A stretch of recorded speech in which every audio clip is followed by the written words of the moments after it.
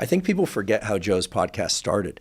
You might know this story. I'll keep it brief, but he was a comedian at the Comedy Store. He had done some television and things of that sort, but and people can find this online. The videos are on YouTube, where a comedian was stealing Ari Shaffir's jokes.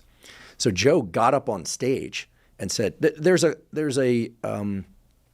some ethics in the comedy community. People can buy jokes, but you don't steal jokes, apparently. And there's an etiquette as well." So apparently he confronted this guy in front of the audience and said, "You're stealing his jokes." And the guy challenged him, and Joe said no. Like, Joe stood up in the name of justice for a friend of his. And my understanding, could be wrong about this, but my understanding is that Joe was then banished from that particular comedy club. So what did he do?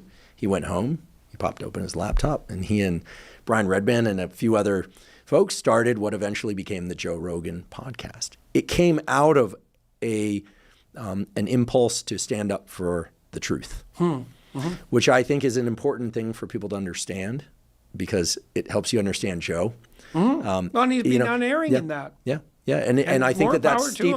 Yeah, and he doesn't claim to always be right, but his pursuit of the truth has been a driving force for the podcast. He claims consistently to not be sufficiently right. That's why he listens and asks questions.